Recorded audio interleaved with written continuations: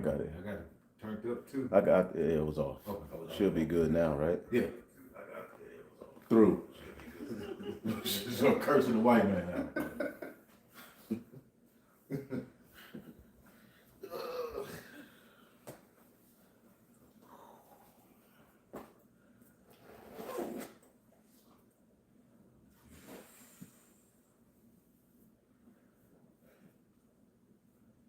All right, shalom. Shalom. First and foremost, we'll give all praises to the Heavenly Father, Yahweh, Bahashem, Yahweh Shai, Bahashem, Rachat Wadash. Double honors as always to the apostles, the bishops, and the elders at Great Millstone who rule well. Peace and salutations as always to the elect. All right, the Hebrew Israelites. All right, Hebrew is not only a language but a legacy. All right, that stems back from our forefathers who stood firm. All right, through the Tower of Babel, which was a rebellion against the Most High God Yahweh. All right, and in these latter days, we're in a likewise scenario. All right, living here in Babylon the Great. All right, and Israelites, because we are the physical descendants of Abraham, Isaac, and Jacob, and we believe that through faith and ultimately through prophecy. All right, we come here week in and week out. All right, the Great Millstone branch here in Dallas, Texas. Another week to bring out the glorious word of Yahweh Bashem Yahweh Shai. All right, before the fall of Esau, Edom. All right, Esau is the end of the world. And as we can see, our enemy is crashing out, spiraling out of control all over the place through. All right, and the understanding should be growing amongst the elect. All right, as this world crumbles. All right, somebody get Isaiah 33:6. The elect should be coming to more and more understanding, marveling at the glorious works of Yahweh Bashem Yahweh Shai. Also, somebody get Sirach 36. We're marveling at the works of our power. All right, these prophecies coming to pass. It's no light work. It's no light thing. All right, and we can't get proud. And we got to finish the course because things are going to get harder. We're witnessing how childish and unfit this biblical Edomite is to rule. All right, but just know that this as childish as he looks and as crazy as he seems, he's getting ready to bring pain upon the earth in the form of great wrath. And during these hard times, we're going to have to live by faith as it was prophesied. All right, and that's going to separate the real from the fake. All right, when you're not able to live the comfort, live comforts that you lived, because it's hell, but brother still got a couch, still got food in the refrigerator. All right, we can still go around the corner to the Hamite store and get some herbs. You can go to the health food store, the local market. Sooner or later, these things are going to be cut off. All right, we're going to lean solely on the Most High God Yahweh by Hashem Yahweh Shai. As a matter of fact, somebody get Habakkuk 3 and read the last two verses, I believe. Get that real quick, and then we'll jump into it. So, open forum like every Tuesday, pretty much just going in the spirit. In hopes that you brothers and sisters are edified. That's the reason we do these lessons, so that you can grow closer to the Most High by Hashem Yahweh Shai. All right, understand Yahweh Shai's sacrifice, understand the times that you're in. All right, and be rooted in faith. You got it? Okay. Yep. This is Habakkuk chapter 3, verse 18. Yet I will rejoice Started the verse above that. Oh, verse 17. Mm-hmm. Okay, verse 17. Although the fig tree shall not blossom, neither shall fruit be in the vines. Right. The labor of the olive shall fail. See that? That's showing you there ain't gonna be no produce. All right, which is pretty much how the elites are moving, using Esau, Edom, America, the small hat, crashing out. This is gonna lead to, a lack of resources. Your everyday necessities that you were used to having, things are gonna slow down. Okay, the reason America is hitting last and that, you have reserves, you have things on reserve. So you still have access to things, but these moves that are being made by the elites in this thing with Iran, which is Taco Tuesday, Trump, talked all that shit on Twitter and pretty much reneged, which we knew, it's theater of war. These devils are, pretty much manipulating the markets and doing their wickedness.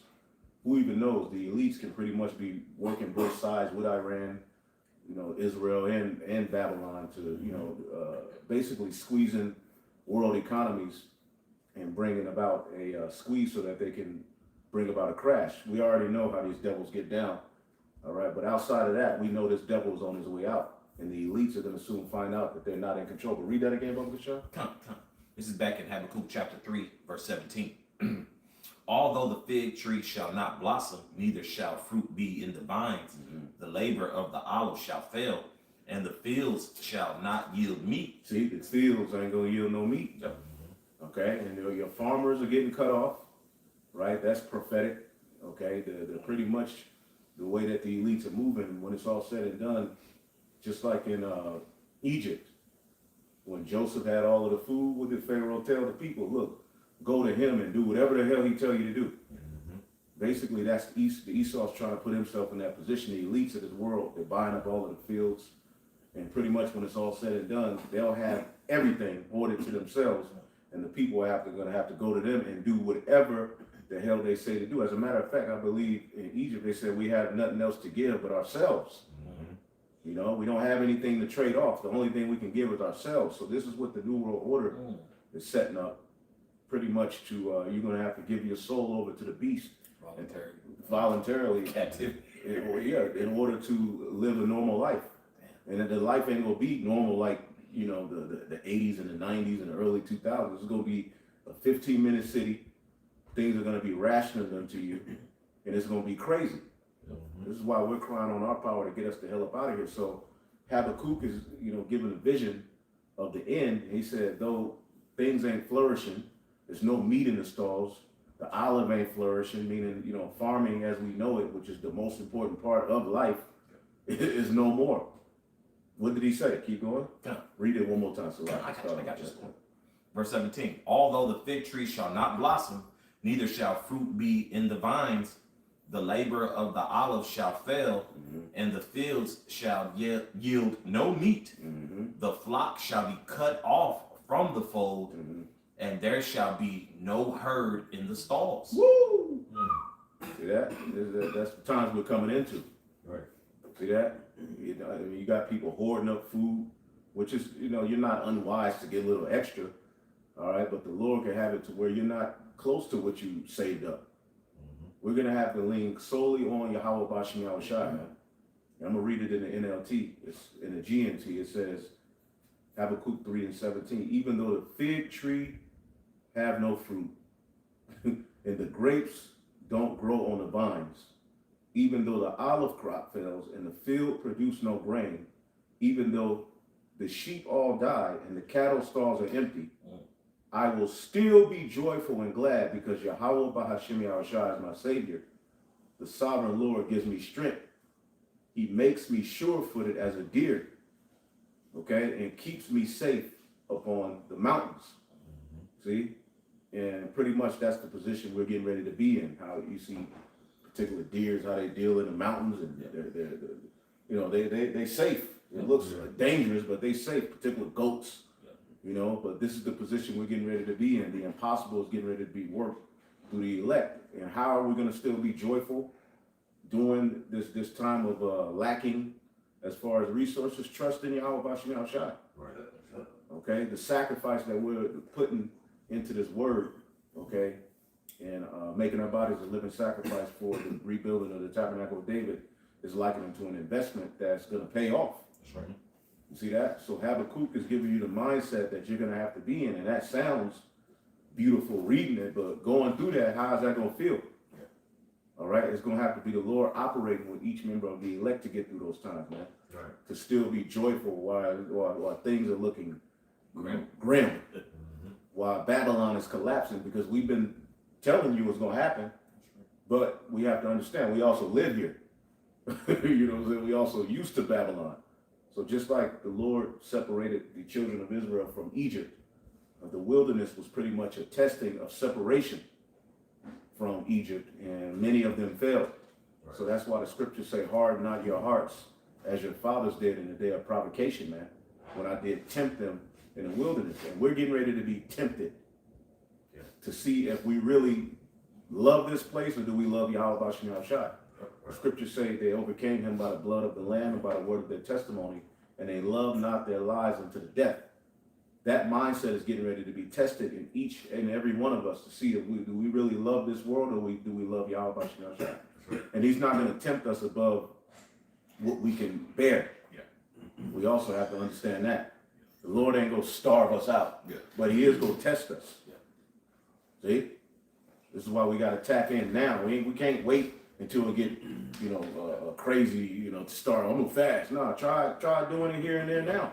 And that's only between you and the Lord. Not to say if you don't, the Lord ain't going to deal with you, but you got to get used to not eating like that. And it's harder to fast now because the foods are more addictive. That's right. So that day is going to be a test, man. You got to go 3-4 days just drinking water and splitting a cracker. You know what I'm saying? Your woman looking at you, I thought you was going to get the spiritual power, talking shit. What you going to do? It's going to be wisdom and knowledge that's going to keep the elect rooted in those times. You got something? Yep. This is Ecclesiastes 12 and verse 3. It says, in the day when the keepers of the house shall tremble, when the strong men shall bow themselves, and the grinders cease, because they are few, and those that look out the windows be darkened, and the doors shall be shut in the streets when the sound of the grinding is low. See, the grinding in the ancient world represented a flourishing society. Because women would wake up in the mornings and grind the mill for the purpose of making bread. Family structure, you know what I'm saying, was booming. Yeah. You know what I'm saying? That lets you know that when you heard the grinding, you knew, okay, shit, we gonna eat today. Yeah. It's gonna be a good time. But that shit's ceasing. Families are non-existent. Right. Okay, you got Wonder Bread instead of real bread. Oh man. And it's a wonder that the shit lasts 3 weeks. Yeah. That's the wonder. Real bread's supposed to only last a couple of days. Yeah. That's why you had to make it so often. Yeah. Bread was a daily part of our diet. Okay, but now you eat bread, you get bloated. Yeah. You hurt. That's why your brothers, your wives, you gotta learn how to make bread. Yeah. Yeah. And if I may, His brother be making it. His brother be making bread. What's the ingredients? For me, I use cassava, Cassava flour. preferably grapeseed oil or avocado oil. Yep, avocado oil. You can use eggs if you want. I don't really use eggs. You can use a type of nut flavored milk if you want. That ain't the one that cannot. That's you Yeah, did your, yeah. Okay, you extrapolated and did your own thing. Because this one cannot, it was basic.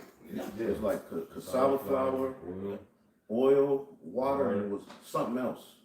Chickpea flour. Chickpea flour. There you go. Something else.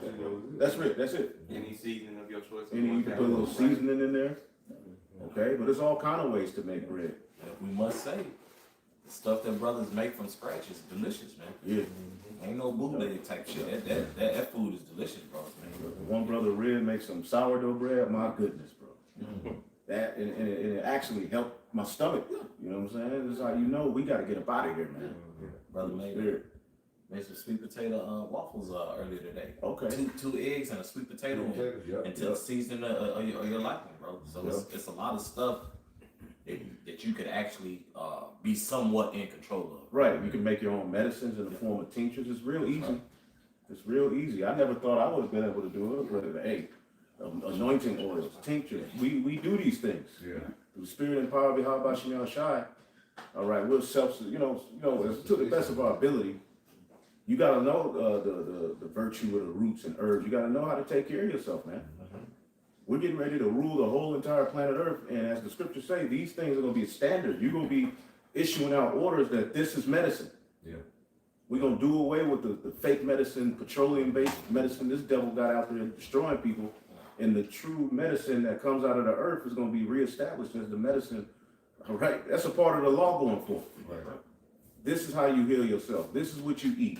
This is what you don't eat. This is what we're getting ready to teach the world. So why not start now and learning some of it? You got some? Well, I would say, because you mentioned like being self-sufficient, Americans are not self-sufficient in anything. Majority of Americans. They just shoot guns. Yeah, just shoot guns. That's it. I'll shoot your ass.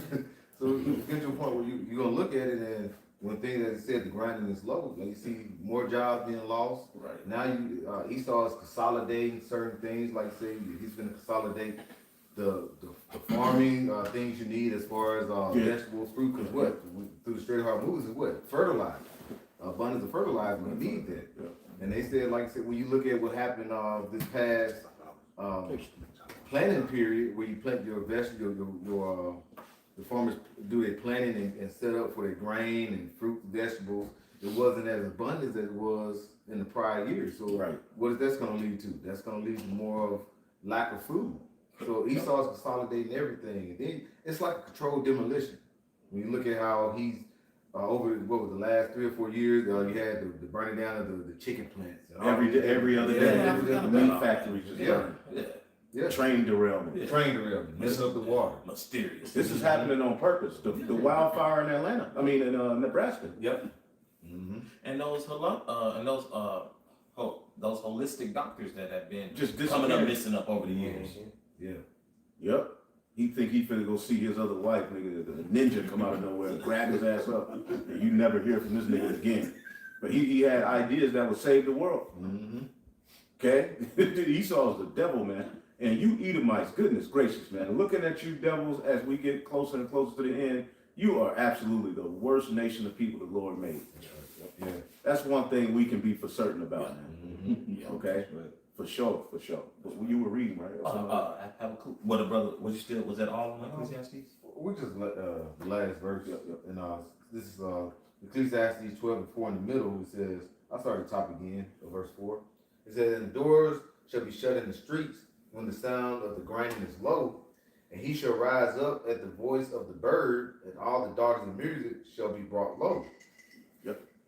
Meaning people ain't happy. Music was known for feast and happiness and festivities. Remember music back in the day?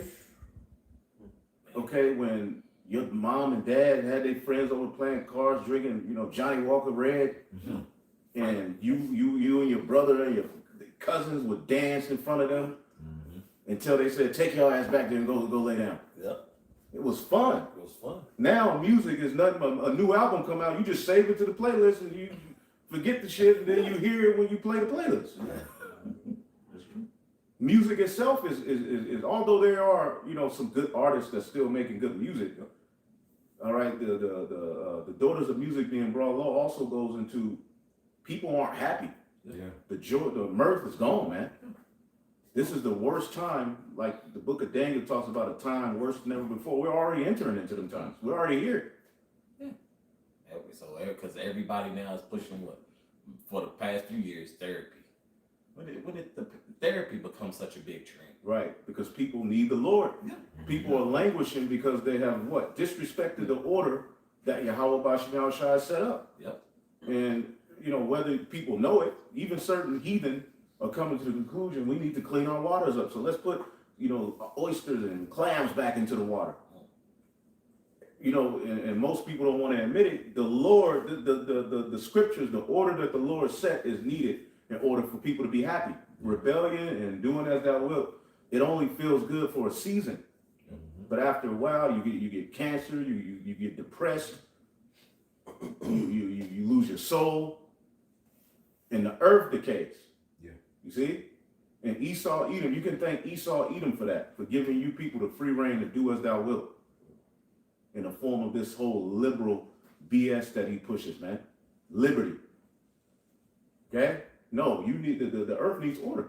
That's right. You see that? I'm gonna read this one too in the book of Joel, because these are the times we're living in now. Can we get that account? What was it, Elijah or Elisha, where it was a famine and he ran into a woman, Oh, yeah. with some water. You can Google it, And it's other accounts where the Lord pretty much had provision set for certain men.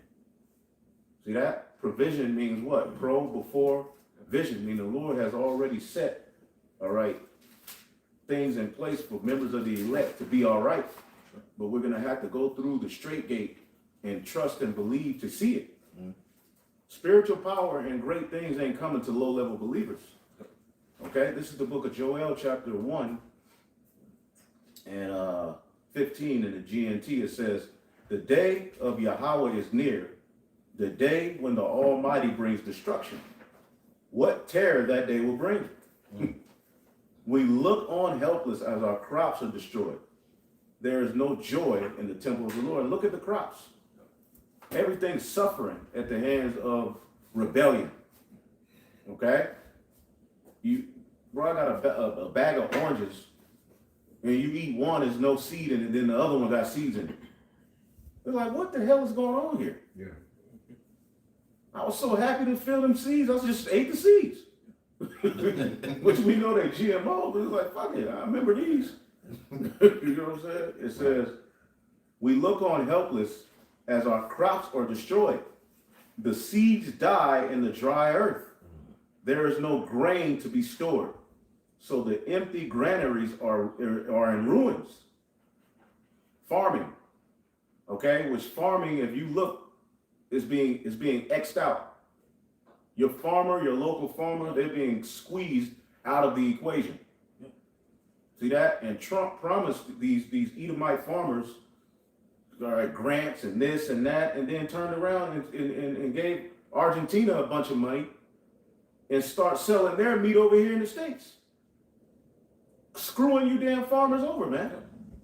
All over the world, farmers are catching hell. This whole weather engineering thing, modification is destroying crops. Everything is being destroyed under you devil. So it says, the seeds die in a dry earth. There is no grain to be stored. And so empty the granaries are in ruins. The cattle are bellowing in distress because there is no pasture for them. Breathing in smoke from fires nearby. And cattle have very, very sensitive respiratory systems. So even if they don't die, pretty much they're ruined when they're subject. And most you drive by a lot of cows, they're right next to a road. It's not supposed to be like that. With cars driving by. That stresses them out, and they're not supposed to be breathing that in. So the meat you get is all defiled and messed up, under distress. So you eat it, you stressed. You got an attitude for no reason. You know what I'm saying? It's the meat, the food. Then you say, well, I'm gonna leave meat alone and eat fruit. The fruit's defiled. Ain't no way around it. It's no way around hell. The only answer is Esau, Edom being destroyed, taken down, the elites being put in chains. And if you don't believe that, you're not right. If you you don't pity pat with cancer, right? You're supposed to remove it or do something to attack it. Well, why would we?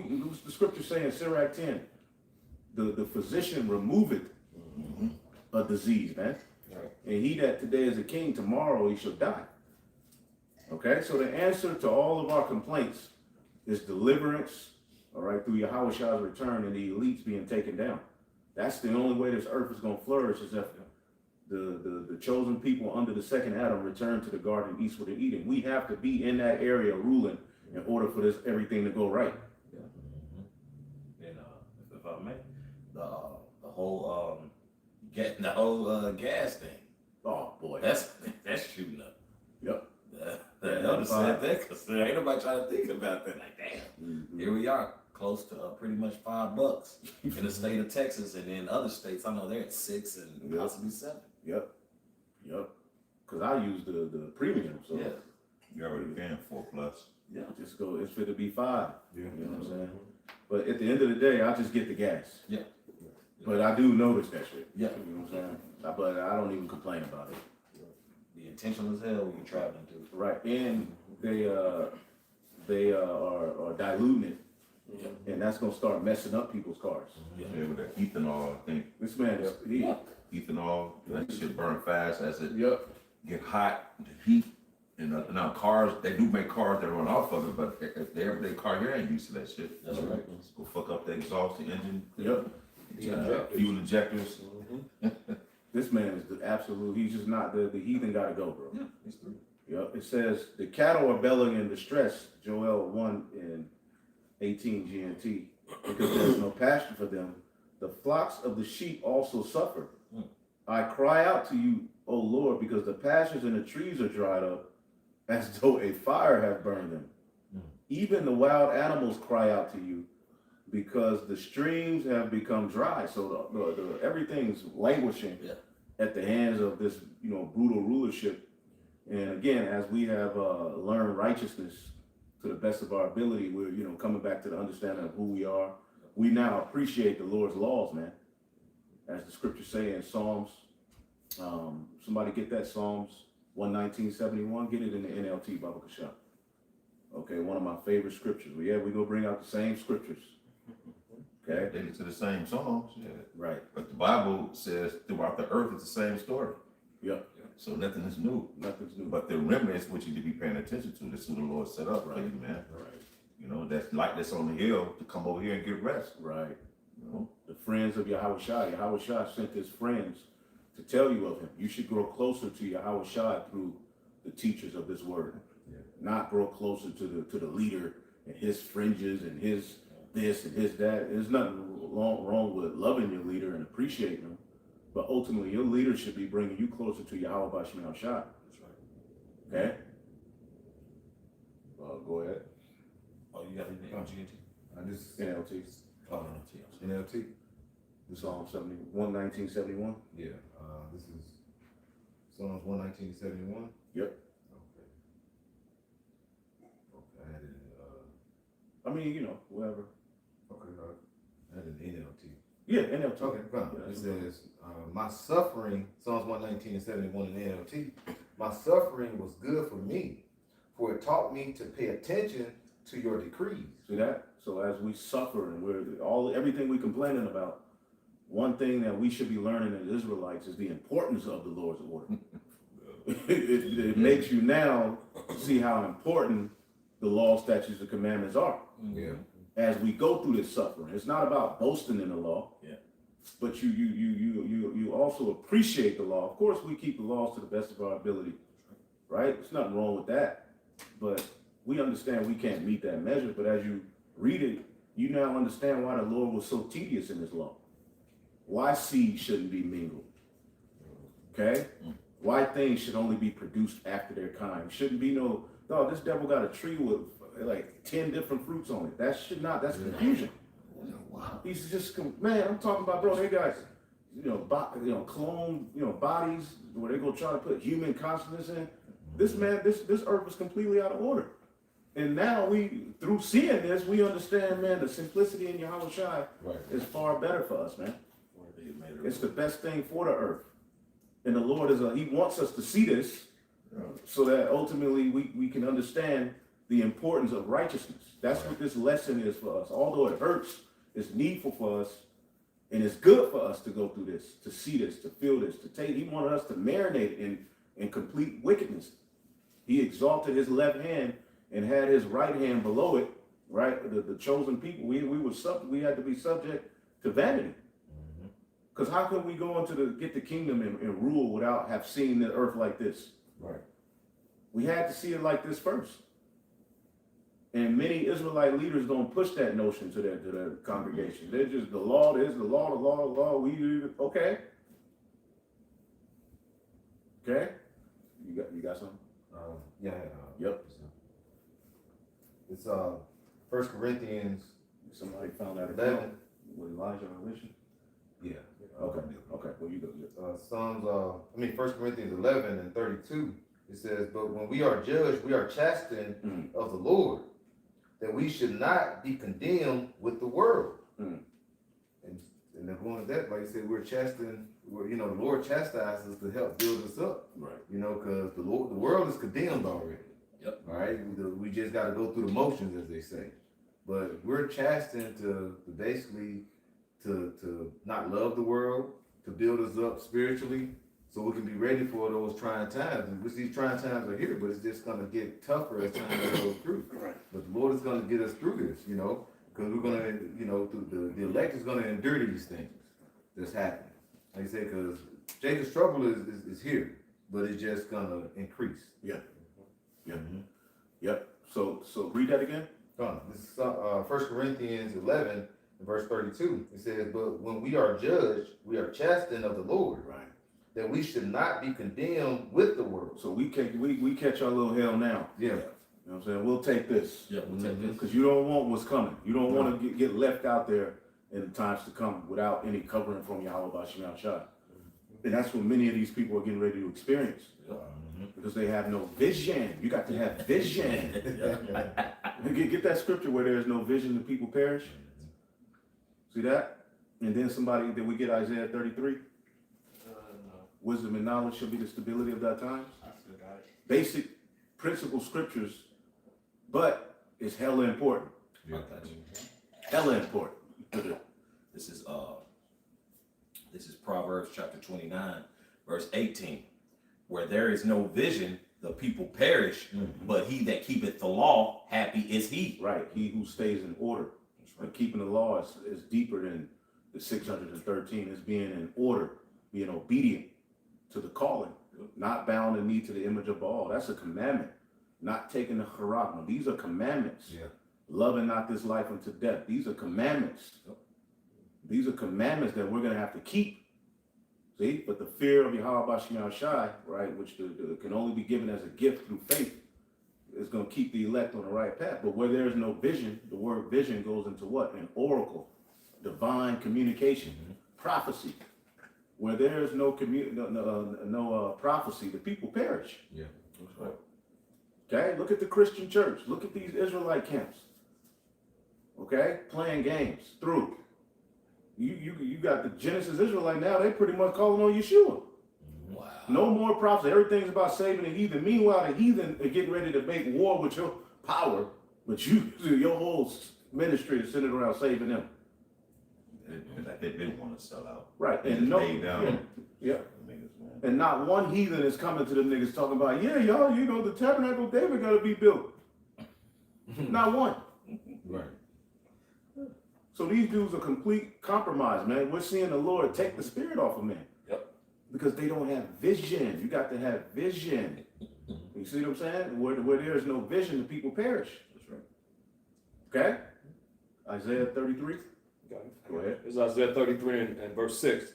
It says, wisdom and knowledge shall be the stability of thy times and strength of salvation. There you go. Wisdom and knowledge.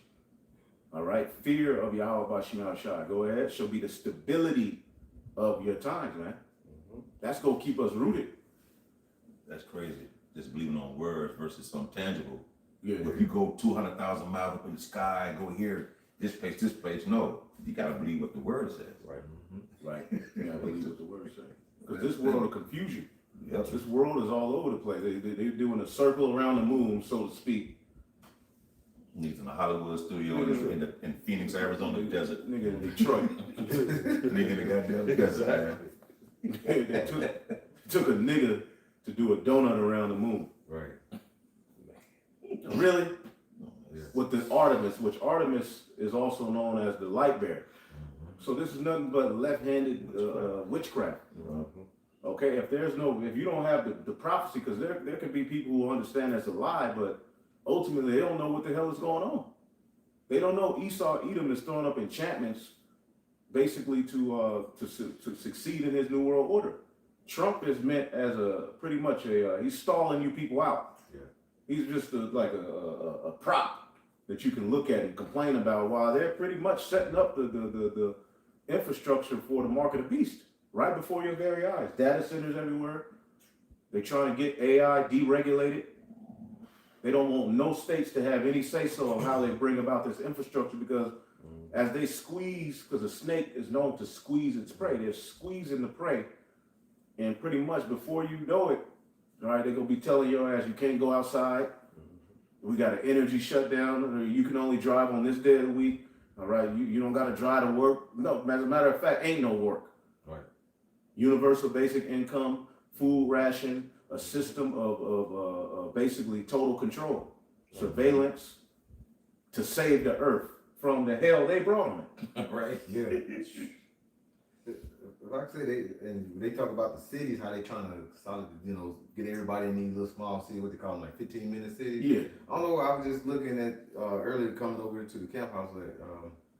You got a lot of people buying these electronic scooters, motorbikes. yeah. You know, and I was like, they seem like they're trying to get, and they're cheap. You know, they're pretty reasonable.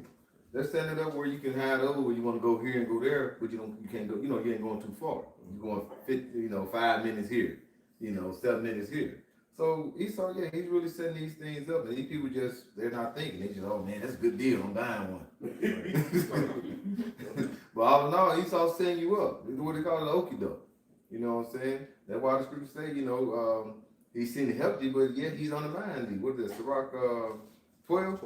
Yeah, he's undermining you. You think he's trying to help you and it's benefiting you, but yet he's doing it for his benefit, for what he wants. Yep. He's the devil. Yep. All right, he's the devil, man. So wisdom and knowledge is going to keep us stable in these dark times, man. Understanding that the Lord has provision for us. It's already set out for the elect to win. Just like the Lord already had it set out for Yahushua to rise from the dead. But look what he had to go through to get there. Yep. That took extreme faith. Yep. Because he was telling the men of the Lord that he was following him. He was telling them, look, the Son of Man is going to be put in the earth, but I'm going to be raised up in the third day. Meaning he believed that. Right. So that was the determining factor of him going through with that sacrifice, believing what was written and believing what his father told him. You see, there was a point where he was like, my time has come. Should I now, ask the Lord to take me away from it? No, this is why I was born. This is why we were born. The elect were born to go through this hard time as a sacrifice. Because remember, you're a sacrifice. All right? You're a burnt offering. See? And pretty much the Lord has chosen us to be at the forefront of praising his name during the greatest downfall of any kingdom ever. Right. But it's already foretold, it's already written. We can already read our victory. Right. We can go into the scriptures. Somebody get Revelation 15 and 2. Well, Can we start just at finish one. this out? Yeah, Okay. Salaki. You start over and you can break it down too. Okay. This is Isaiah chapter 33 and verse 6. It says, and wisdom and knowledge shall be the stability of thy times and strength of salvation. And just to, go into that a little bit, it's this devil, like Revelation the 12th chapter says in verse 12, is about to come down having great wrath. And he's putting a whole bunch of confusion in the earth. These people don't know, they ain't gonna have no answers, they ain't gonna know what to do. The calamity's gonna be on their asses, so they're gonna be out here through, with no answers, not knowing what to do. But the men of the Lord, the elect, the hopeful elect, which we hope to be a part of, is going to be stable in all that time, because they have the knowledge, this wisdom of the Lord. Right. Like the elder said, the prophecies, man. We understand these things must needs be. They got to happen for us to get to the next stage of this movie. The next next phase, I guess, of the movie, man, that we're in. Exactly. So it says that's going to be the strength of salvation, man. It says the fear of the Lord is his treasure, because the fear is the beginning of wisdom, knowledge of wisdom. You got to fear the Lord to receive this knowledge. You're not going to get this knowledge because, like scriptures say, it can't enter into a malicious soul. You know what I'm saying? It can't dwell there, man. You know what I'm saying? And the majority of our people are malicious, man. They're wicked as hell. So wisdom can't dwell in them, so they can't receive this. That's gonna, leave them hung out to dry, man. You know what I'm saying? So basically, we have, hey, bro, this knowledge, this wisdom, this understanding is, like it says, the strength of salvation and a treasure, man. You know what I'm saying? Which comes through via Yahweh Bashem Yahushua. Start with that fear, man. That's kind of, and that's beautiful that you make mention of that. Just knowing how to truly navigate the spirit and power of Yahweh Bashem Yahushua show you how to navigate. Just like, for example, the one Jake in the NBA and that one Jake who was in the Final Four. Now these big, that's a zeal. Right, But Christ. these Christ, these Christians, like, bro, someone should have pulled them to the side. Hey, bro, you believe, and that's fine. Who? You know what I'm saying? Oh, Jay Navi. Leave the prophecy to men of the Lord. Right. You know what I'm saying?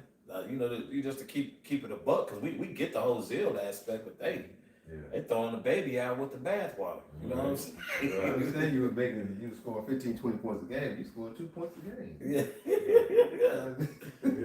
Because the average professional athlete is usually anywhere from 4 to 5 years. So he pretty much shot himself in the foot with that. You know, he said he don't care. He Yeah. crashed out for Christ. Yeah. You know, he don't care. It's the Lord stirring things up in our earth. Yeah. I saw him on the street there. He had a video Yeah, where he he got was down the preaching. street, right? Yeah. Microphone. Yeah. It's not, but the Lord set everybody up in their place. He set LeBron, Oprah, all them. They're not going to come and do this because That's right.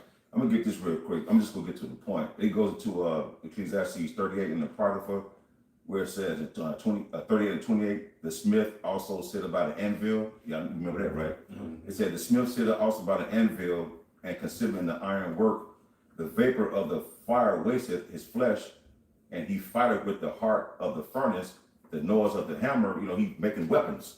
You see what I'm saying? You forging weapons, you put it in his heat. So these are jobs. Jobs, yep. The anvil is ever in his ears, and his eyes look still upon the pattern of the thing that he maketh. He setteth his mind to finish his work, and watcheth to polish it perfectly. Now I'm gonna jump down to verse. The point is in 32.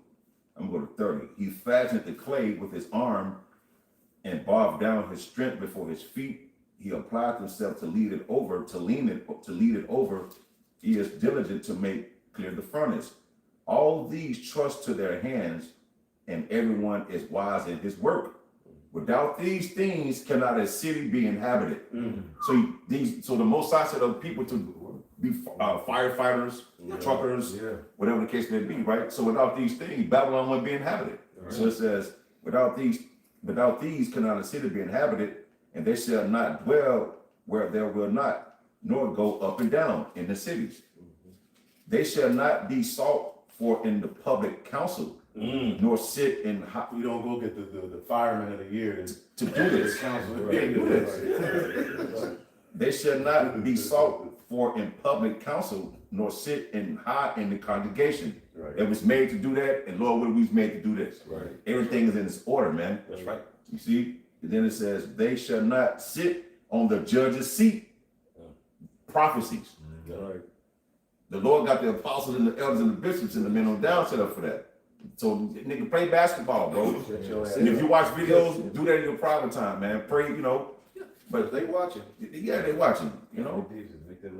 They said they shall not sit on the judge's seat nor understand the sentence of judgment. They cannot declare justice and judgment, and they shall not be found where parables are spoken. They're not meant to be here. They're meant to be dumping the fucking basketball. Right. Nigga, watch the videos and say hype, nigga, and go make your money. Bread and circuses. Bread and services behind the scenes in your own home, if you believe, then hey. Yeah. Because we have brothers that played in that world and the Lord brought them out. Yeah. You see what I'm saying? Yeah. So yeah, just stay where you at, man. It's cool. But y'all were meant to sit in these high council and what says, and find where parables are spoken. The Lord set men up to do that. He said us up for that. Yeah. You know, that was it. Yeah, that ain't Stephen A. Smith job. No. Your job at ESPN, that fucked up edge up with that big ass forehead, bro. Yep. That's him. Arguing with Jay-Z and whoever. Steve Harvey. They got that. Oh, but they weren't meant to come into this congregation.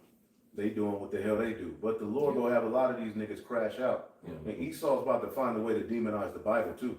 Yeah, they will have So a to. lot's happening that, you know, it's a lot of enchantments going on right now, man. A lot of this stuff is purpose, like he's setting it up. But you finished with what you had? Yeah, that was it. Okay. Where you at? Oh no, I was following. Right. So we're gonna have to trust in Yahweh Bashim Shai, and what Habakkuk said, we're gonna have to live by faith. You see what I'm saying? And that's gonna separate. That's the true riches. Like with the elders going into, you got these niggas that are rich, but when this thing all fall, when the Lord bring everybody to the same level with this reset that they get ready to bring, we gonna see who's gonna have the faith and who the Lord is gonna ultimately who we gonna deal with, because Revelation 15. Yep. Start at 1. Because our victory is already written. Right. The end was written from the beginning. And that's an aspect of comfort. You know, coming into this thing, we understand that. Like, we can read the end of Babylon. We can go and read it every day. Yeah. You can go and tap into what's gonna happen to this place called America. In the Bible. It's already written. We just have to ultimately hold tight until it happens. Right. You see, but before it falls, we read about all of the economic collapse and the hell and the 15-minute cities and not being able to travel. The Lord is going to keep the elect during those times, man, and you have to believe that. Because they that consent to them, you're going to be had in derision. Yeah. Bowing to Esau Edom is never going to be the answer. Forsaking Yahweh Bashem Yahshua is never going to be the answer. What you go submit for? You still going to lose. So you may as well suffer for righteousness' sake, man. And the Lord is only going to take us through so much suffering, man. But again, we will be tempted. We will be tested. Whoever got it. This is Revelation chapter 15, starting at verse 1. And I saw another sign in heaven, great and marvelous, 7 angels having the 7 last plagues. For in them is filled up with the wrath of the Most High. Woo! And the Lord is going to bring wrath to this place, and the angels are responsible for it. Go ahead. Verse 2. And I saw, as it were, a sea of glass mingled with fire. Right, the firmament. That's right. Okay, because the chariot, when we get beaten up into the chariot, we're going to be able to look down and see the destruction. That's written. Psalms 91 goes into it. And we're not going to be looking with these eyes. We're going to have the new body, and we're going to be able to zoom in. We're going to be able to look perfectly. Like we're going to have, because you look at animals, they have forms of spiritual power.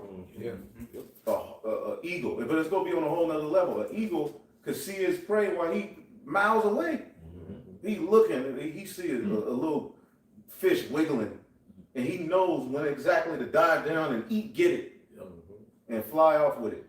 So imagine the eyes we're going to have when we on that chariot, and we're able to look down.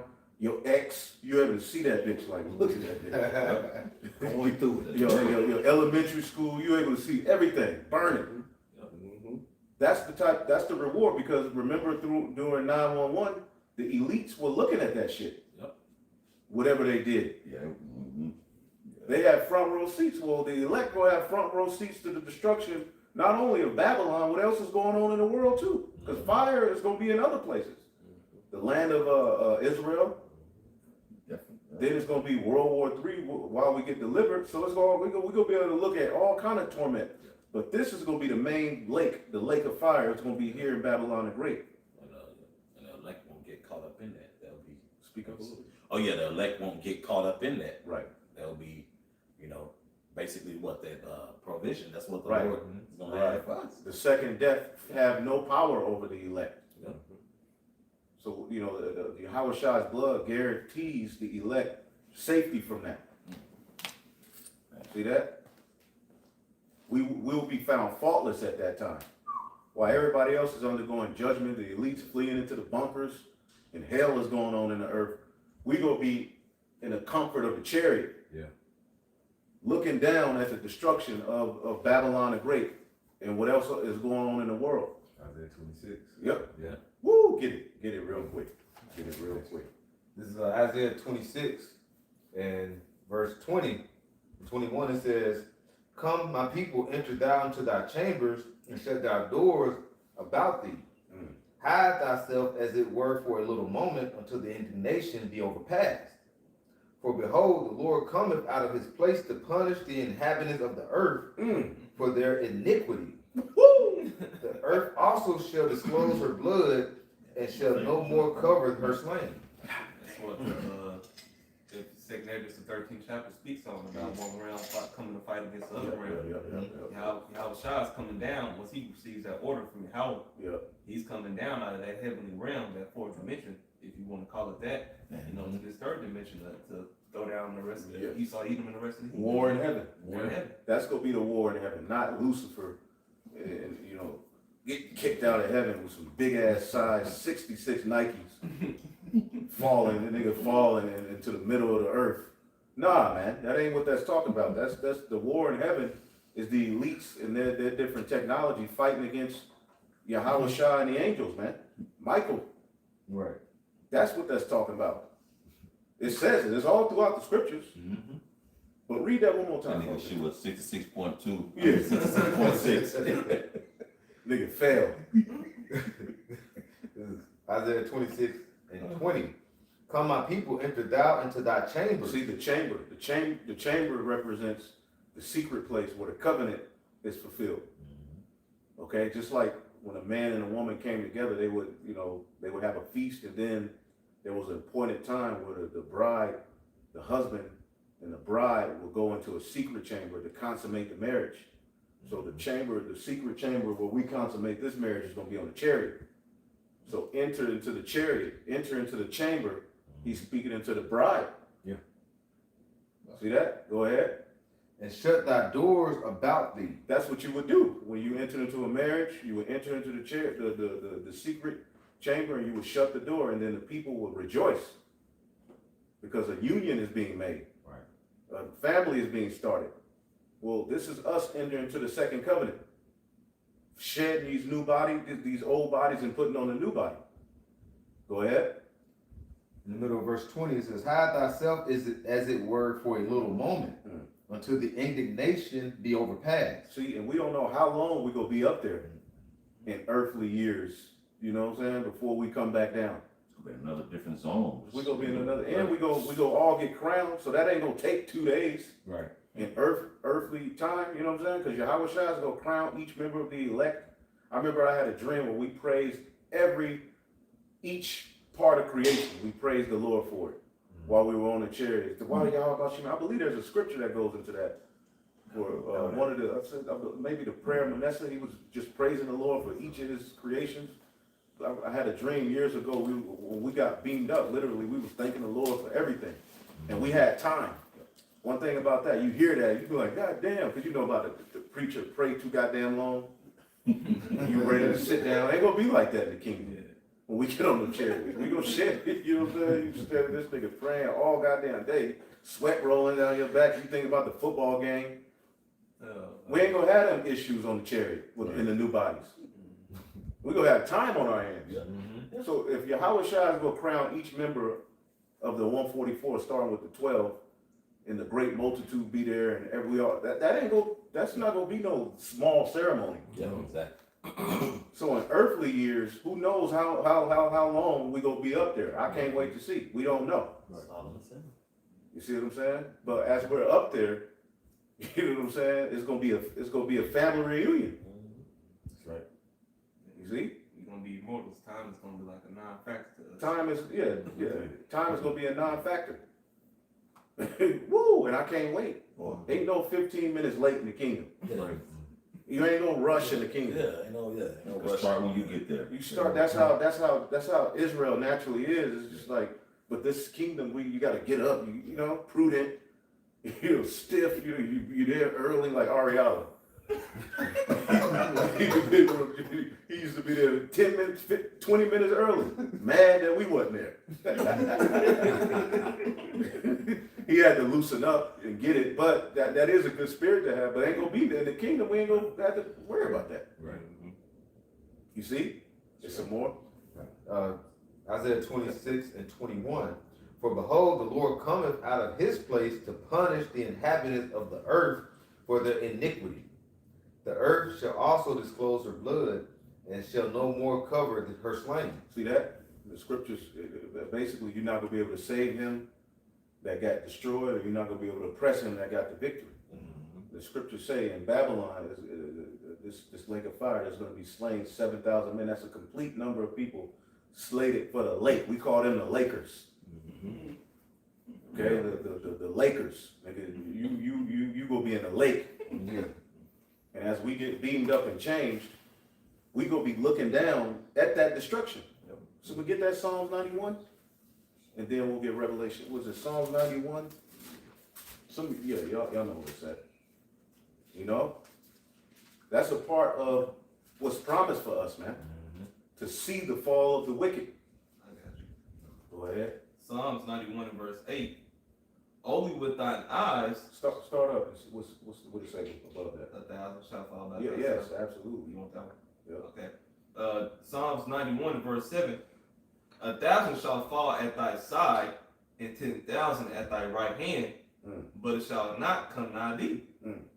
Only with thine eyes shalt thou behold and see the reward of the wicked. Woo! With your eyes. Yeah. You have eyes to see. You know what I'm saying? So just like the Lord wanted us to see the hell with these eyes, he gonna let us to see the destruction. You see that? Get that in Revelation 15, Baba Kashan? Revelation 15. 15 and 2. This is back in Revelation chapter 15, verse 2. And I saw, as it were, a sea of glass mingled with fire, and them that had gotten the victory over the beast, and over his image, and over his mark, and over the number of his name. So look, it's already written. Yep. So that's how we know the elect ain't gonna get chipped. We don't sit up here, what if they force it? Like these other camps. You mean to tell me, so what if they pull you, hold you down, and force the chip in you? That ain't gonna happen to the elect. No, they ain't ready for the elect to do. I don't even go to bed. Don't allow yourself to think like that. That what if demon. Okay, what if you get beamed up? How about thinking about that? What if they chip me? Hell no. The Lord ain't gonna allow the elect to be chipped. Right. Okay, you thinking, well, what if this, what if, no, don't do that. Think upon what is. What if doesn't exist. What is that there are a number of Israelites who are gonna what? Have victory over the beast, his image, his mark, his name. That's everything that he's trying to do. That's right. Everything that we see this devil trying to set up on the planet Earth is fulfilled in the beast, his image, his mark, and the number of his name, the 666, the chi-side stigma. That's what we see being set up, where he's trying to basically create a whole new human to be subservient to his will forever and ever and ever and ever and ever. And he wants to live as gods on earth and be immortal. But he's trying to do it by left-hand means. So literally he wants what Jacob has promised, but he threw away the birthright and he's going about it the wrong way. This is basically Cain all over again, offering up a sacrifice that is not going to be accepted. See that? So the elect have victory over the beast, over his image, over his mark. All of that is already written. And we gonna be on the chariot. Keep reading. Come. And over his mark and over the number of his name stand on the sea of glass, having the harps of the Most High. See, we gonna be singing. Go ahead. Verse 3. And they sing the song of Moses. They sing the song of Moses. Go ahead. The servant of the Most High, and the song of the Lamb, Yeah. saying, Great and marvelous are thy works, Lord Most High Almighty. Right. Just and true are thy ways. See, we gonna be like, just and true are your ways. This is just. Yep. All this destruction and death. This is what's needed. Yep. And it said we go sing the song of Moses. Somebody give Exodus 15 and start at 1. Is some more? Yeah, let me read that last part for you. Yep. The Lord, our power almighty, just and true are thy ways, thou King of saints. See, this is just. Yeah. You know what I'm saying? This is verse 4.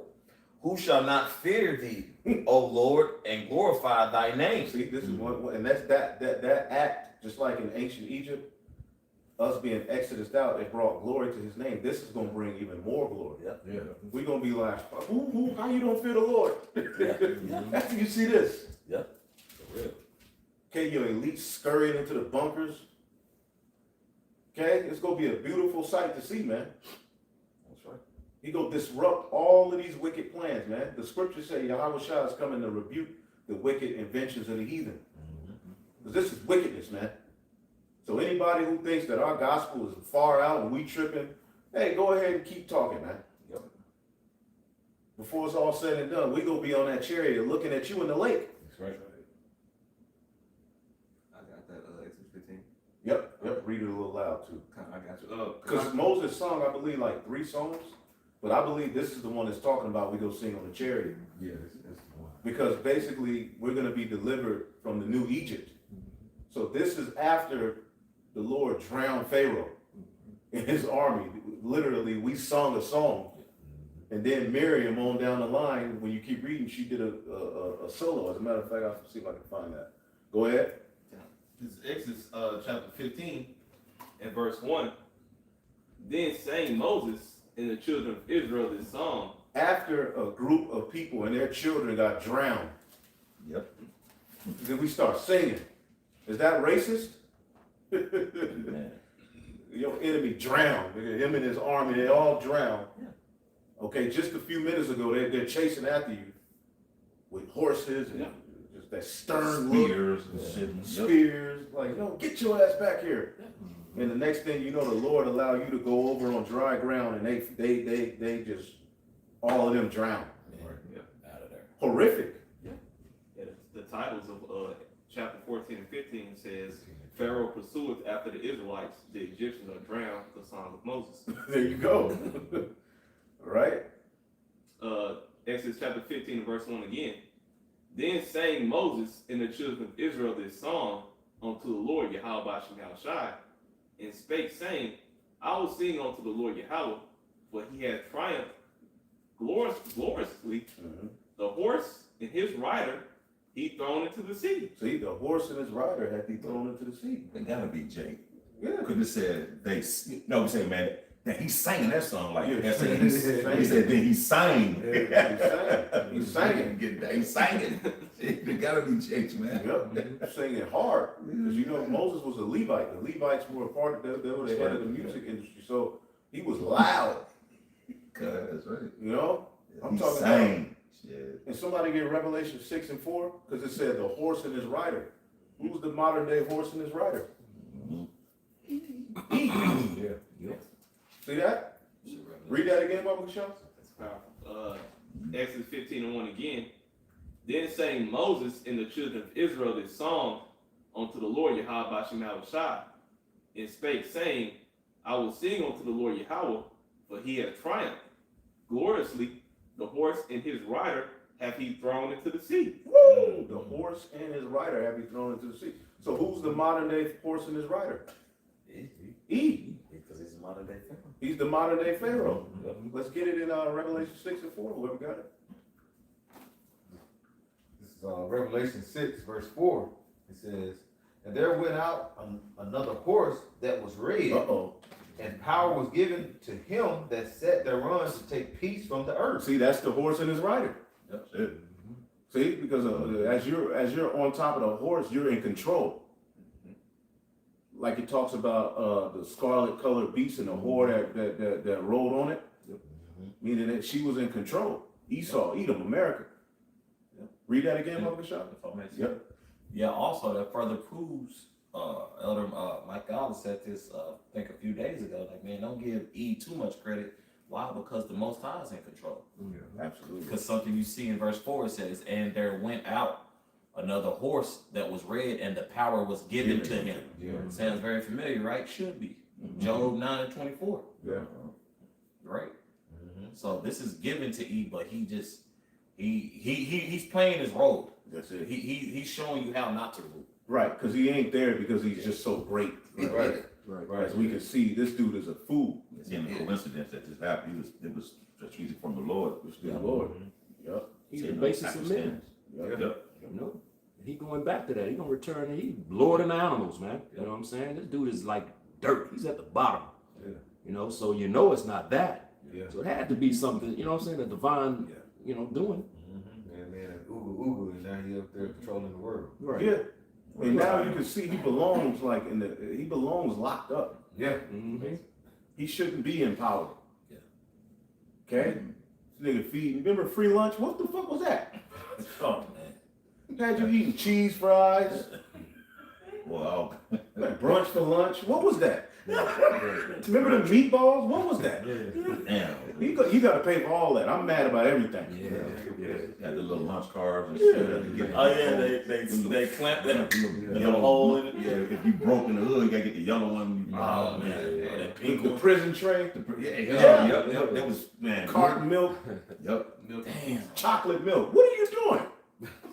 And them damn fluorescent lights like in the prison. Right. Yeah, the playtime was what, 30 minutes recess? Mm-hmm. You know, when they That let was you go in the prison. yard, that was prison. It's prison. They get back up there. The schools even look like buses. Yeah. The yellow bus. Yellow buses. The lunch tables. You pull up to play a football game on a yellow bus. That's what I did. We drove to the game on a yellow bus, man. Yeah, man. Yellow bus, all of them. Yeah, We pull up looking out the window at the other team. You know what I'm saying? Getting off a fucking yellow bus. Thigh pad, remember thigh, neck roll. Yeah. Talking about we gonna get these and get off a yellow bus. Man. moving us from prison. You think about this kingdom, you sit back. We offended, man. Yeah. But this was judgment from the Lord. Right. God damn it, yellow bus. Yeah. I just thought about that. Yeah, we used to catch seats. we used to drive to the other game on the yellow bus. Yeah.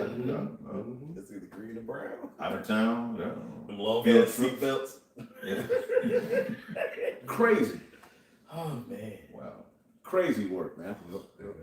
Where we at? Revelation 6:4 Yeah. says, and there went out another horse that was red, and power was given to him that sat thereon to take peace from the earth, Mm. and that they should kill one another, and there was given unto him a great sword. See that? So this is the modern day horse and his rider, man. So go back to Exodus 15. Read verse 20. Just start at 2. Okay. Exodus 15 and verse 2. The Lord Yahweh is my strength and song, and he has become my salvation. He is my power. And I will prepare him an habitation, my father's power, and I will exalt him. The Lord Yahweh is a man of war, and the Lord Yahweh is his name. See that? He's a man of war. Our power is a man. After looking at what he did to Pharaoh, it's like, our Lord is a man of war. Yahweh is his name. Go ahead. Verse 4. Pharaoh's chariots and his host hath he cast into the sea. Right. Drown that nigga. And he's singing about it. Yeah. Boy, you got You know what I'm saying? If I can add, what's his name? Was it Lamech? Yeah. Did he sing a song that he killed a man? Yeah. Why can't we? Right. Why we can't get that back? Right. You know? Yep. So David, he was Right. singing well after he got his victory. Yeah. You see what I'm saying? toss him off the cliff. Well, King Amaziah, Exactly. Toss him off the cliff. Watch him splatter down there. Paint the side of the mountain red. Give me another, toss his ass down there. Oh, he's a jump. You know, today. Singing with that wine, goddamn it. Get rid of these crackers, man. Yep. Verse 4, again in Exodus the 15th chapter. Pharaoh's chariots and his hosts hath he cast into the sea. His chosen captains also are drowned in the Red Sea. Through. Gone. Go ahead. Verse 5, the depths have covered them. They sank into the bottom as a stone.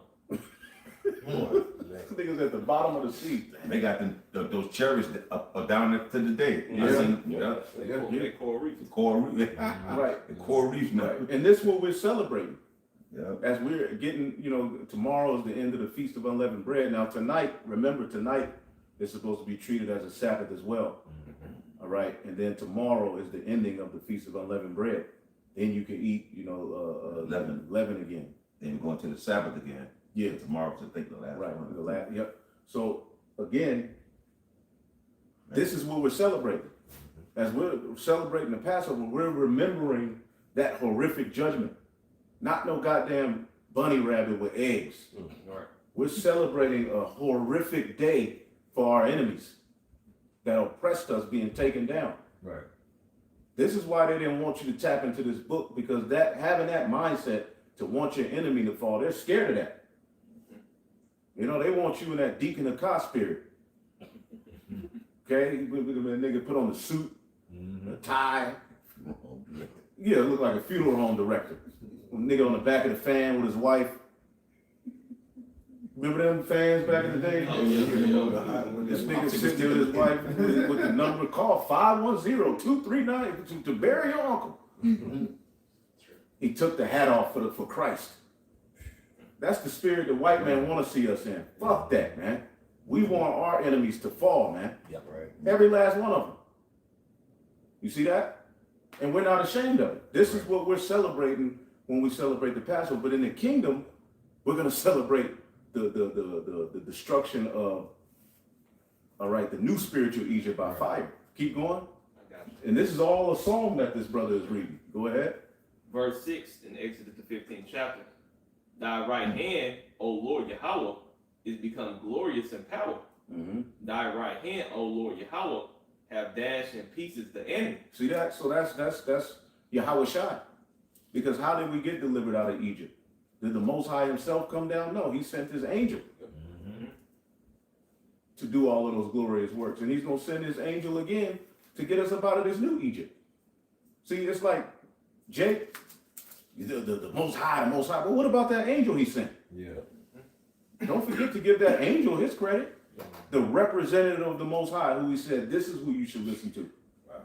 The death angel. That was Yahweh Shai, man. Yep. Paul tells you that. Yep. He solidified it. Deborah song, Yeah. victory over the Canaanite forces. Yes. Oh, as we keep reading, we'll jump down and read about Aaron's sister Miriam was singing. Loud. And this was in the song. Can you imagine that, man? They were singing that. Boy, After all of that death, and then we sitting there singing with an angel hovering over us.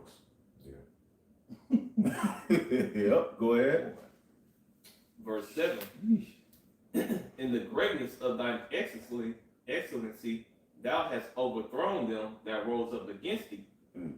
Thou sentest forth thy wrath, which consumed them as stubble. And with the blast of thy nostrils, the waters were gathered together, and the flood stood upright as a heap, and the depths were congealed in the heart of the sea. The enemy said, I will pursue, I will overtake, I will divide the spoil. My lust shall be satisfied upon them. Right. When you look at these devils on the news, you know, they really think they're getting ready to get a victory. Yep. And the elites behind closed doors, just imagine them thinking they playing with people's minds by sending these little actors up like Trump and Headset. These are all actors, man. Headset got up there and passed gas earlier today before his speech. You're like, this is a Saturday Night Live skit. Headset. That's a crazy ass name. Yeah. Headset. A crash dummy. Just send him down to run into the line on kickoff return. The retarded kids. Kickoff team. Yeah. Run blind. But now he's in a position of power. Yep. Corky. Go ahead. Verse 9. The enemy said, I will pursue, I will overtake, I will divide the spoil. My lust shall be satisfied upon them. I will draw my sword, my hand shall destroy them. That's Esau's mindset today. That's Trump them today. Yep. Jump down to verse 13. Verse 13. Thou in thy mercy hast led forth the people, which thou hast redeemed. Thou hast guided them in thy strength unto a holy habitation.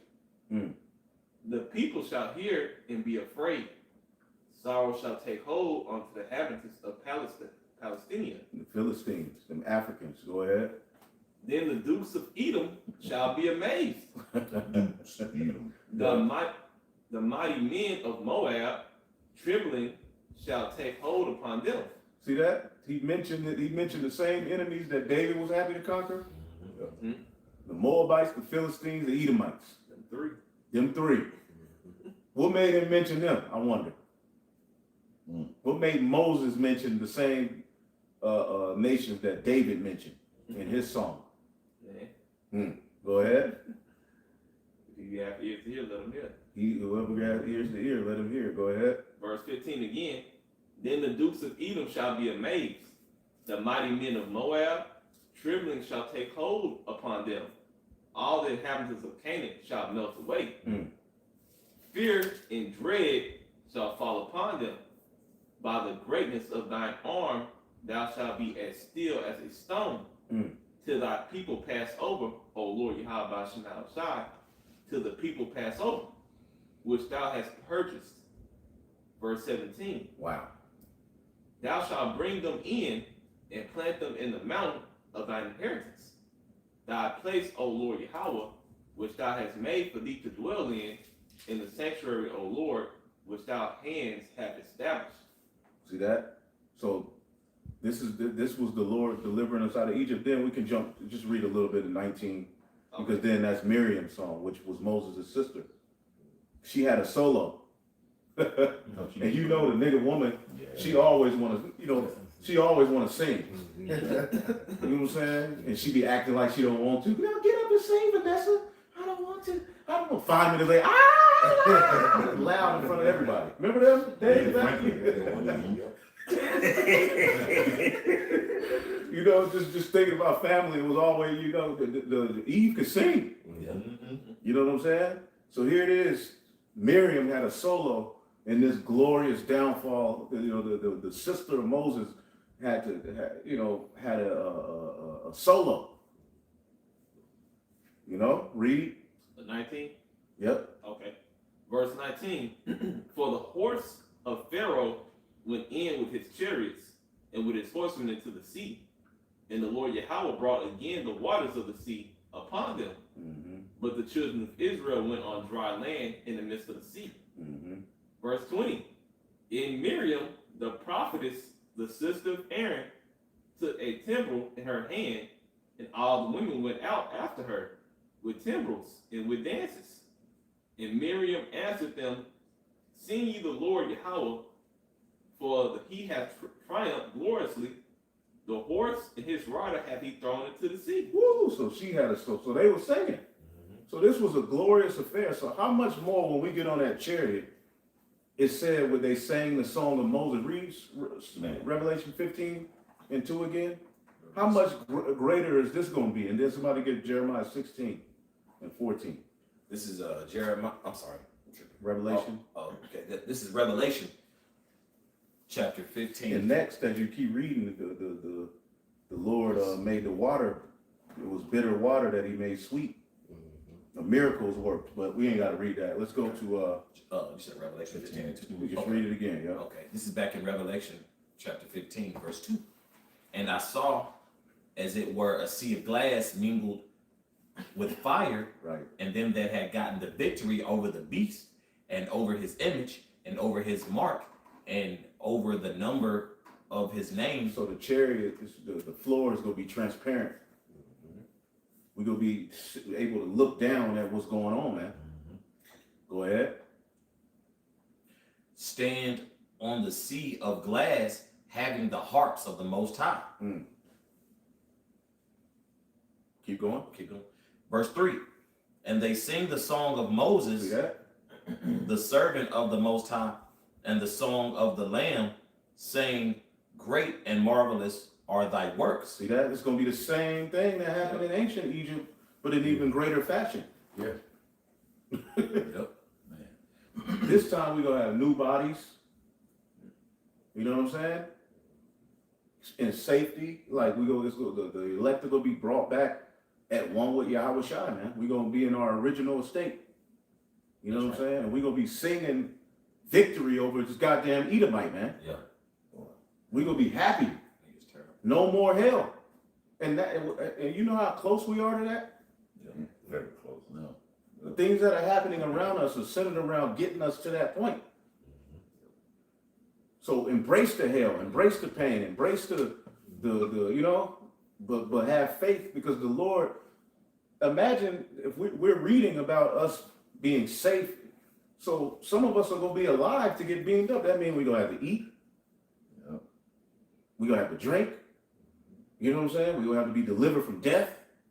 We're going to have spiritual happen. That spirit things are going to happen for the elect. Provision is already set. That's right. We know some of us are, some brothers, some sisters are going to have to go back to the spirit world, but they're going to be raised back up.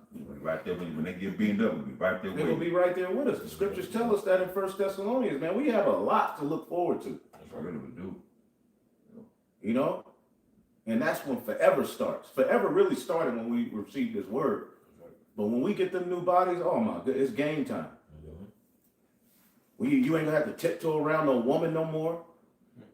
You're gonna be a king, a priest. You're gonna have your words gonna be final. It's gonna be absolute paradise. And then we're gonna come down on our earth and set up order and fix it. Because it's gonna be a mess. It's a mess now. Imagine after that war and the destruction of Babylon. It's gonna be a mess. So that's why the Lord has reserved a 1,000-year period for Yahweh Shai and his body, the Elohim, to come down here and set up order on earth. That's that 1,000-year period. Reigning with Yahweh Shah 1,000 years is setting up the kingdom of heaven on earth. That's going to take some time. Because the Lord could, and he could snap his finger and get it, make it back right. But no, he's going to allow his process, the laws, to be implemented in the earth. And that's how he's going to fix it. So we got work to do. See, but we're going to do it in new bodies. It's going to be Genesis 1, but now on earth. Right. Yeah, believing on this, like you said, man, without having that doubt, Yeah, you're unstoppable. you're unstoppable. Man, he can't do nothing to you. That's it. Damn, but That's why the belief in the resurrection is important. Right. See, that really, when you believe that, there's nothing can stop you. If you believe in a resurrection, you should never look back. If you believe in a resurrection, there's nothing that can stop you. If you really believe that after 3 days he rose and ultimately was eating and drinking, you know what I'm saying? If you believe that, if you don't believe it, you don't have anything.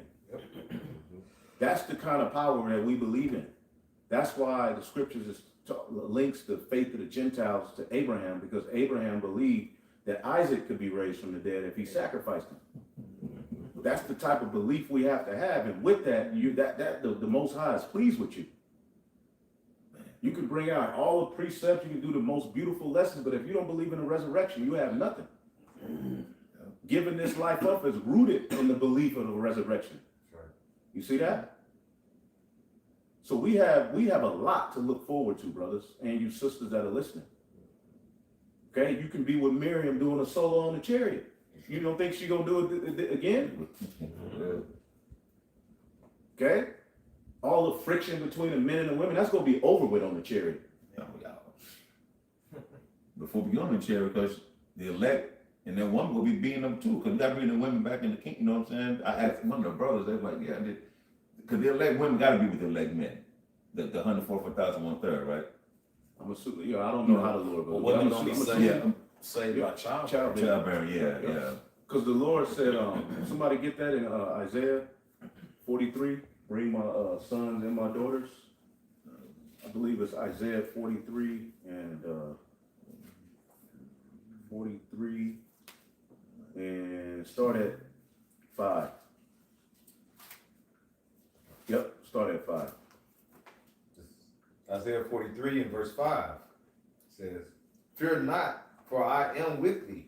I will bring thy seed from the east and gather thee from the west. I will say to the north, give up, and to the south, keep not back. Bring my sons from far and my daughters from the ends of the earth." See that? Go ahead. Verse 7, "Even every one that is called by my name, for I am created him for my glory. Mm-hmm. I have formed him, yea, I have made him." See, that's so the Lord created us to be glorified and get the victory. All right? And though the men are at the forefront, there's going to be Israelite women that get saved too. He said, bring my sons and my daughters. You see that? And also somebody get Jeremiah 31 and I believe 7. Yeah, So yeah. Because you have to bring Israel back. Right. Mhm. Right. Yeah. Isaiah 4 and 1. Yeah. Right. 7 Right. women, that's a complete number of women that's going to be with one man. Yeah. Yeah. It'll happen on this side, going up. That's going to happen on this side. Going it too. Right. Some will be pregnant. Someday looking for that moment. Some will be pregnant. We're not going to have children in the kingdom. Explain. Somebody get Jeremiah 31 and start at like 7. This is Jeremiah chapter 31, verse 7. Women going to be saved in childbearing, but ain't going to be no children in the kingdom. Verse 7. For thus saith Yahweh, sing with gladness for Jacob, and shout among the chief of the nations. Publish ye, praise ye, and say, O Yahweh, save thy people, the remnant of Israel. That's who's going to be saved, man. The remnant of Israel, man. That's right. Go ahead. Verse 8. Behold, I will bring them from the north country and gather them from the coast of the earth, and with them the blind and the lame, the woman with child, and her that travaileth with child together. So then you go have Eve, you know what I'm saying, Wow. pregnant, getting ready to deliver, and then the Lord beam them up. That's right. From there, I don't know how the Lord gonna do Yeah, it, but yeah, they're gonna yeah, be they'll get the new body, the baby that come out gonna have a new body. Mm-hmm. It's gonna, Yep. at that point, because the scriptures say we see through a glass darkly. Mm-hmm. So we can't explain every aspect of it, but we read it. Yeah. Read it. Lord just give you enough to get right, Right. and get on the right side of prophecy. Right. We don't know the ins and outs of the new body, but yeah, we're gonna have children in the kingdom. Right. You know what I'm saying? It's gonna be an upgraded, because the body is gonna be like this body. And how do we know? Y'all know what I'm gonna go to. First Corinthians 15. That, but how do we know the body, the glorified body, looks like this body that we have? Oh, we should. First John 3. Huh? First John 3. You get it there, but okay, read 1 John 3. Read it real quick. Everybody hold what they got. Read 1 John 3.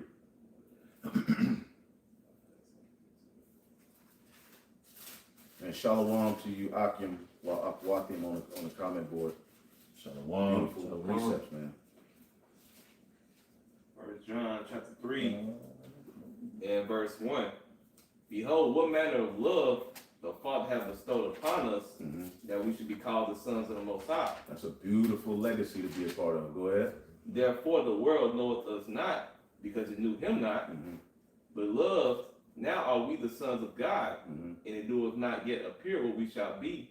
But we know that when he shall appear, we shall be like him. Right, when he shall appear, we shall be like him. For Yeah. Go ahead. For we shall see him as he is. So we're going to see him as he is. We're going to be like him. There's another one. He going to change our body and fashion it like unto his vow body. Glorious body. Yep, get that one. And then we're going to hit, somebody hold Revelation 1. See that? So our bodies, about 127. We got to go about 10 more minutes to close out. Get a few more scriptures.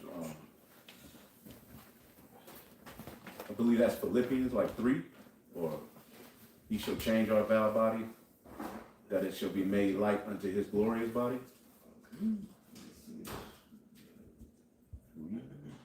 Beautiful scriptures, man. This is Gabar.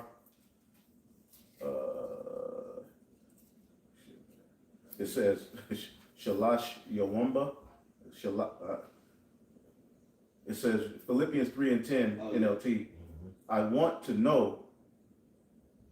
It says I want to know the Messiah and experience the mighty power that raised him from the dead. I want to suffer with him, sharing in his death.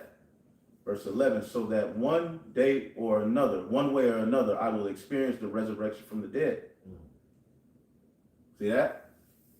And the resurrection is when we're all brought back to our original estate. You see that? We cast off death, these bodies. Right. Now read that. Philippians 3 and verse 20 and 21. Right. For our conversation is in heaven, for whence also we look for the Savior, the Lord Yahweh Shah HaMashiach, who shall change our vile body, that it may be fashioned like unto his glorious body. See? Now, how does his body look? Do we have an example of how he looks as he's in the heavens? Let's get Revelation 1.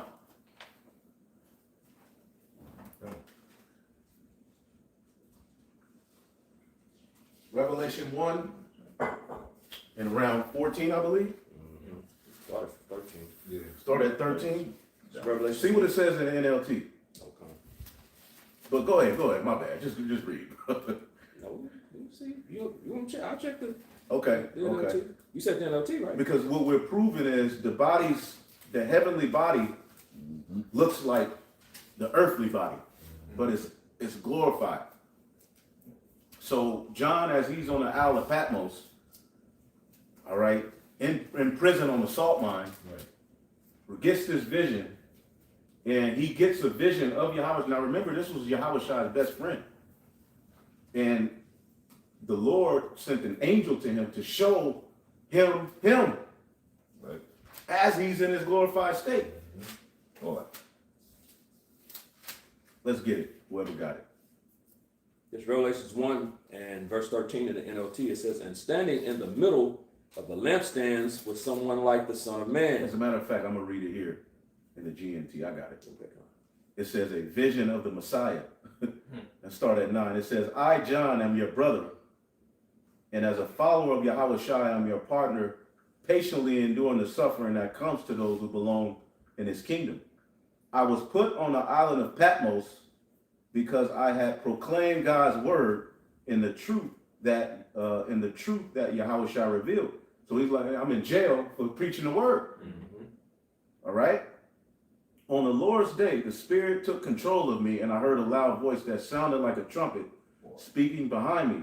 It said, write down what you see and send the book to the churches, all right, in these 7 cities: Ephesus, Smyrna, Pergamum, Thyatira, Sardis, Philadelphia, and Laodicea. And Paul helped set up some of these churches. It says, I turned around to see who was talking to me, and I saw 7 gold lampstands. Among them there was what looked like a human being, wearing a robe that reached to his feet and a gold band around his chest. His hair was white as wool or as snow, and his eyes blazed like fire. His feet shine like brass that has been refined and polished, and his voice sounded like a roaring waterfall. He's describing what looked like a human being, but it's Yahweh Shai in the heavens. Revealed himself. So the heavenly body is going to look like these, but it's going to be upgraded.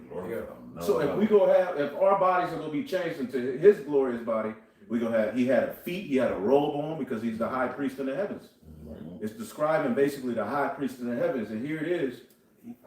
He had the ephod, the robes. Yeah, so man of war. So it's a man, but it's a glorified man. We gonna have those bodies. We gonna be in that body, Melchizedek's body, and we gonna come to the earth and rule in that body. That's what the kingdom of heaven promises us, man. Yep. And remember, people, we're not gonna be 5-5 in the kingdom. Nope. Right. Everything gonna go back to its original state, its natural state. Right. The apples and like the fruit go like Everything. It said what 2 men had declared a cluster of grape back then. It's going back. But the statue and everything gonna be on another level, man. It'll be 5-6 in the kingdom. Nope. You know? We gonna everything is gonna be upgraded. Yep. So the heavenly body is like this. Okay? And people will be like, well, how you gonna say we gonna have children, nigga? Because the Bible said their children are gonna inherit the land. We're gonna have children forever. But you having children in the wicked kingdom. Right. But you How know much more in the righteous kingdom? Right. Buddy, come on, man. See that? And Yahweh Shai said he gonna drink wine with us. So how you gonna drink wine if the body, it's gonna be a heavenly body that's gonna be able to do earthly things. And there's only so much we can tell you about it, but we're reading about it. So as we're delivered out of this new Egypt and changed, and we're gonna be transformed into those new bodies. Do you understand what we're saying here? This is what the Bible is talking about, not this BS Christianity and Deacon Akkad talking about. Right. Okay, where you got to worry about the earth running out of room. That will never be an issue in our kingdom. You don't think the Lord has that and we don't even understand the earth. The earth could be this ever-growing thing that never runs out of room. Yeah. Just the earth, let alone the other different galaxies and different things, but I'm worried about getting the earth in order. I worry about all of that when we get there. In the kingdom. At this point. I want to set this thing back in order called earth, man, because it's out of order. Okay? What else do we have? You jump down to 17. If I can make a quick point, Elder. Also, that vision that we just read in Revelation that John was given, the Revelator was given, Daniel was given that vision as well. Yes, Daniel saw the same vision. Right. Said his arms was like polished brass. So he saw a dark-skinned man. Right. But in his heavenly estate, his heavenly body. Now, 17. Jump down to 17. I'll read it for you. When I saw him, it says, when I saw him, I fell down at his feet like a dead man. He placed his right hand on me and said, don't be afraid. I am the first and the last. Yeah, feet. Alpha and Omega. You seen it. You saw that power. Yeah, yeah. He had feet. Yep. His body as a barrel. Body- I said that means he got a body. Right. Yeah. You know? I thought he was clear. Bro, we done heard so much BS, bro. Well, he ain't got no color. Shut up. And he didn't tell him not to bow either, Right. Nope. Right. like the other angels. Yep. It says, I am alive, I was dead, but now I am alive forever and ever. He's in his, he's in his heavenly body. Right. He's in that body, he's Melchizedek. A body that's not subject to having to be born Right. to a father and a mother, but being born directly of the Most High. That's the priesthood we're coming under in the kingdom, man. Okay? All right, so what else do we have? We can get a few more and close out. Yeah, what was that? Jeremiah 31. Did you want Jeremiah 16? Let's just finish it off with Jeremiah 16. Since we're getting ready to get out of this Passover, the Feast of Unleavened Bread is over with tomorrow night. Why not just read Jeremiah 16? So, I mean, based on what we're reading, we got a lot to look forward to, bro. Right. Right. You know, I want to see, how does that feel to have a new body? What does that feel like? Like, what does that mean? You know what I'm saying? No more ball mill patterns. Nah. Edge-ups coming back. Yep. No more body aches. No more inflammation. Nothing. Yeah. No, and it's so out of this world that Jake can't imagine a life without hell. So they have to bring hell into the kingdom. Keep that shit. You're not gonna be at aught with your woman in the kingdom. Right. You know? It's not a ghetto in heaven like Tupac said. Yeah, there ain't no ghetto in heaven. Why would you want? Well, we'll probably make one for Esau. Yeah. Right. It's gonna be way off on some, whatever. But he gonna be in there. And you only gonna have grass soup on my island. You gonna eat it out of them small hats. You gonna be creative. You bet not let me see you wiggling around. It's Esau gonna be far off, so yeah, we're gonna make a little place for him. Yeah, he gonna have his little place for him. But that day after that day when we gather all of them and bonfire. we make the heathen watch. Yeah. Oh, we got a lot to look forward to, man. Let's go. Jeremiah 16:14. It's Jeremiah 16, verse 14. It says, Therefore, behold, the days come, saith Yahweh Bashem Yahushai, that it shall no more be said, Yahweh Bashem Yahushai liveth, that brought up the children of Israel out of the land of Egypt. So something new is about to happen. Verse 15, it says, But, there's the change, the Lord Yahweh Bashem Yahushai liveth, that brought up the children of Israel from the land of the north, and from all the lands whither he had driven them, and I will bring them again unto their land that I gave unto their fathers. See that? And this is the land of the north. Yep. This is the new Egypt. Yep. That's why beer is popular. Beer started in Egypt. Yep. Bowling, that goes back to Egypt. A lot of shit that we enjoyed we're in Egypt literally again. That's why Scripture says it's spiritually Sodom and Egypt. Sodom and Egypt, man. That's why it makes those references. Right. So when we get in the kingdom, the Passover is going to be us being delivered out of this place. Right. And we won't just be reading about it. We'll be able to show the generations to come, this is what happened. We wore Nikes. You know what I'm saying? Look, this is how it was. Like, we'll be able to literally, we ain't got to read about it and do research and, we're going to be able to show all our people, nigga, this is, look. Levi's? What is that? Yeah. We got on linen now. So we had free lunch. But Dad, you could pick the fruit from the tree. Right. You show your highlight film, you got a sack. We gonna be able to do all that. Look at this stupid ass football game we was playing. Man. Look at the mask. Show them the mask. All right. So man, Lord willing, y'all are edified, man. That's the reason we do these lessons. Anybody else got anything? And you know it's the Spirit because we literally just start. We just press record and the Lord guides us, man. So call her Lord Yahweh Shemel Shai. We will give all praises to the Heavenly Father. Yahweh, Ba'ashem, Yahushai, Ba'ashem HaKadosh. And double honors to the apostles, the bishops, and the elders at Great Millstone. Peace and salutations to the elect. Shalom. Shalom. Beautiful.